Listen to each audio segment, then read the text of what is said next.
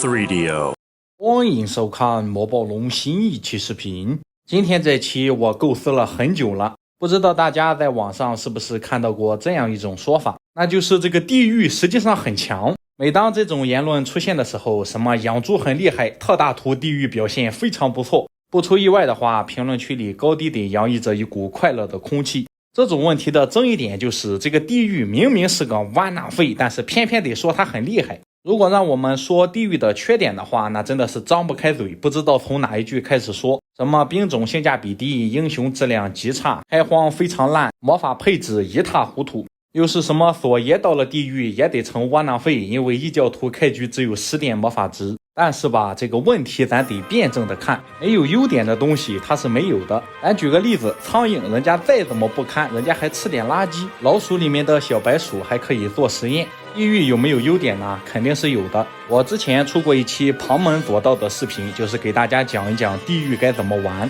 核心思路只有3条：一是找个强力的外援，2是尽早的出火爹，3是打不过就重开，没有什么大不了的。但是在某一些特殊场合，你会惊喜的发现，这个地狱其实也是蛮难缠的。就像你玩归隐田园的时候，一旦紫色选的地狱，它的兵力上去之后也是非常难办。你可能会说，人只要多了，那肯定难办。但是在兵力达到一定基数之后，这些电脑作为敌人，他们的难办也是分等级的。你像要塞和据点，那就是一般的难办。像地下城全兵种上百条黑龙之后，它是非常难办。而这个地狱介于两者之间，它是一般与非常之间偏非常的难办。为什么这么说呢？因为这个大恶魔和火爹一旦数量上去之后相当难缠。地狱城最高光的时刻就是官图的地狱恶魔，那张图的地狱城有很多，人家还有城堡大门可以快速支援。人家要是来攻城的话，大恶魔和火爹你根本处理不了。因为在攻城的时候，如果你第一时间摧毁了投石车，敌方的陆军基本是进不了城了。而地狱城的飞兵配置是所有种族里面最强的。当然呀，如果论最终的攻城能力，它还不如地下城。有时候在玩归隐田园的时候，一直拖，直接拖到了敌方的主力部队107条黑龙。就算是人家只有这107条黑龙，这个城你也守不住。你在打兵力非常多的地狱城的时候，火爹不吃4名，大恶魔基本是先手。而大恶魔这个兵种又是典型的，你自己用觉得它很脆，敌人来了你会觉得这个东西怎么就是打不死。如果再加上养猪的话，大后期地狱的决战还是真的不错。听到这里是不是想反驳我呀？因为这句地狱城大后期决战不错有2个致命的漏洞。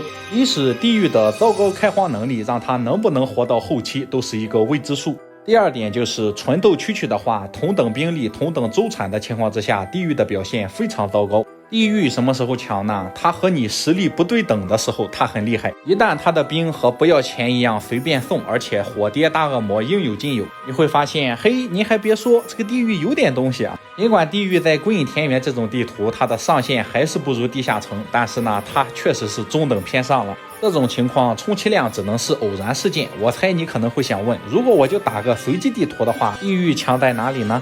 中场休息时间给大家推荐一个好东西。兄弟们，咱们玩这么多年游戏，能坚持到现在还在玩又好玩的鹰3绝对是首选。咱玩的就是情怀，剧情够硬，策略多样，好玩又念旧。就像我睡的这款温眠家的枕头，质量超好，睡了整整10个月，我推荐都不止8、9回了。之前睡过的兄弟都说好，没睡过的赶紧试试。就像咱们现在玩这款英雄无敌，谁敢说不好玩？阵营、技能、兵种随你搭配，主打就是一个爽字。就像这个枕头，睡的就是爽，一觉到天亮。总有兄弟跟我说，怕睡坏了没地哭去。怕个毛呀，他家枕头包你睡2年以上，2年内坏了免费给你换个新的，主打一个简单粗暴睡得爽。而且他家超卷，不卷价格卷质量，就他家的枕头出厂前都经过6道安全门流程，从头到脚53项检测挨个过，就怕卷不死同行，质量顶上天了。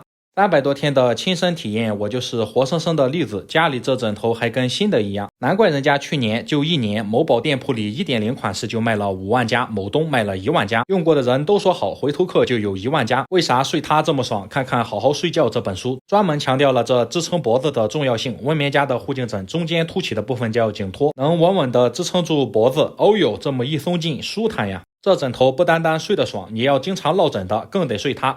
不信那你仔细看看这一本书《读懂颈椎病》里面就专门提到，枕头中间低两边高的设计是为了让脑袋固定住，不会因为晚上扭来扭去导致落枕，更不会脖子酸痛。你捏一下，就这材质 60D 的高密度记忆棉，类似宇航服材质，枕着超有弹性，怎么拉都不变样，更不用担心睡塌了。最重要的问题来了，多少钱？贵不贵？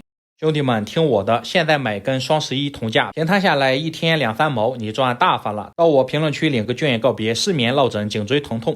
地狱最强的时候，就是你比对方的6级兵、7级兵早出来的时候。换句话说，就是你的火爹和恶魔出的比人家的6级兵、7级兵快。有朋友可能会问，这不是废话吗？只要我的6级兵、7级兵出得快，肯定是优势。但是毫无疑问，地狱会使这个优势变得更大一点。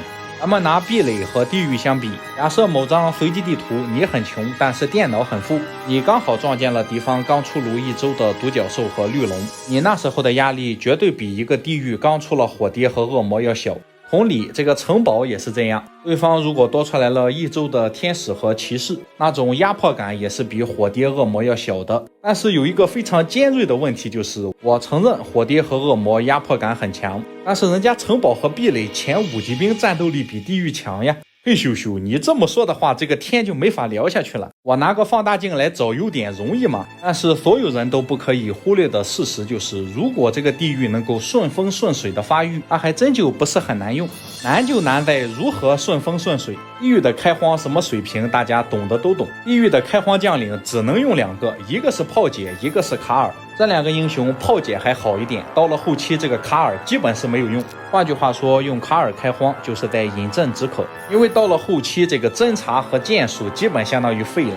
原因很简单，这个火猴子它能有什么输出呀？所以说玩地狱开荒必须要牢记一条，只要火爹出来，一切都会好起来。火爹你最好是第1周就把它建出来，砸锅卖铁，不惜一切代价的建出来。哪怕你下周没有钱来买这个火爹，哪怕你下周财政状况已经十分困难，你都必须得把火爹弄出来。因为绝大部分观众，包括 UP 主在内，你没有火爹，你是玩不好地狱的开荒的。弄出来之后，你就可以只带火爹，光带火爹开荒效率不错，而且速度也有保障。这就是地狱的优点。你在打周围1-2级小怪的时候，可以只带火爹。虽然说你只带白旗、只带黑旗、只带飞龙和绝大部分6级兵都是这个效果，但是毕竟火怪会飞，它还是比较稳定的。你要是硬问下去的话，这个优点也没了。还有一个非常大的优点，就是小恶魔这个兵种性价比绝对是杠杠的。在深渊号角、火鸟和凤凰削弱之后，小恶魔就是最好用的小7级兵。你别管这个大的怎么样，反正这个小的很好用。另外比较欣慰的是，设计师终于没把地狱这最后一条路给堵死，那就是小恶魔，它实际上是非常好出的一个小7级兵。基本上你出了火爹打开局面之后，这个恶魔也就顺理成章，而且它本身的建筑条件也不苛刻。地狱的4级兵恶鬼和5级兵邪神也是非常好出。当你同时集齐小恶魔和火爹之后，你的开挂之旅就开始了。在打一般不是很厉害的野怪的时候，你可以只带火爹和小恶魔。小恶魔基本可以当一个远程兵使用，火爹再拿去补刀，非常的顺畅。特别是恶魔没有升级，火爹升级的时候，一开始火爹点个等待，然后恶魔上去白嫖一刀，然后轮到火爹再去补刀。在前期你没有高土的情况之下，你打几十个、上百个钻石人这种的小短腿，火爹和恶魔的组合绝对是最适合的。这2个的组合还有一个巨大的优点，就是你不用养步。如果再算上地狱城魔鬼那不错的技能树的话，学个后勤没有什么难度。当然你也可以保险起见，再带一点火猴子和地狱3头犬。玩随机地图的时候，只要你火爹和恶魔集齐，你快乐的日子就要来临了。但是这有2个非常明显的问题，就是一，这个地图不能太小，太小的话你还没出到火爹呢，人家飞龙就过来把你砍头了。第二就是你必须得快，你1个多月了，你这个恶魔才刚买出来，那时候黄花菜都凉了。根据我的一点拙见，玩地狱最好的节奏就是第1周起火怪，第2周建国会，第3周出恶魔。地狱最能让人爽到的地方就是你带着火爹和恶魔出去扫野，那真的是一种享受。除此之外，地狱还有很多耳熟能详的小优点，比如你可以搞一下青春版的末日黑龙，再比如魔鬼的技能树是真的不错。但是把这2个当成地狱最高光的闪光点的话，我觉得你还不如开局地下城。这里地狱就出现了2个非常大的矛盾点。首先，地狱必须发展的得比别人快，矛盾的地方就来了。首先，地狱的开荒很差，其次，地狱的地形资源很少。但是呢，如果你玩凤凰涅槃那种副图也是不行的，因为敌人和你一样富，人家起的肯定比你快。思前想后之下，我想到了这么一句话，那就是玩地狱你必须要比敌人先富起来。是不是很明白？是不是很透彻？一个先富起来的地狱，甚至比先富起来的要塞和据点还要恐怖。但是吧，这个地狱它没有能力先富起来，因为它开荒就这种水平，完全没有个人的主观能动性。换句话说，你得天降馅饼才能把地狱给喂饱，喂饱了之后，它就成了洪水猛兽，那是真真切切的能让玩家爽起来。就像有一些人，如果你真的给他一个平台的话，他还真的能做出一点成绩。但是问题是，没有人给他这个平台。